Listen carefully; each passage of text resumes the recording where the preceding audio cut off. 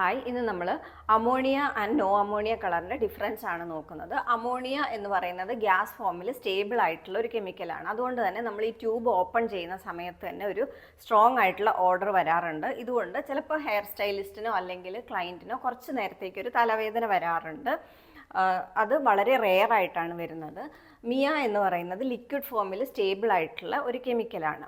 അതുകൊണ്ട് തന്നെ നമുക്ക് അതിൻ്റെ ആ ഒരു സ്ട്രോങ് ഓർഡർ നമുക്ക് കിട്ടുന്നില്ല. എയറിൽ അത് കലരുന്നില്ല എന്നുള്ളത് കൊണ്ട് തന്നെ ആ സ്ട്രോങ് ഓർഡർ നമുക്ക് കിട്ടുന്നില്ല.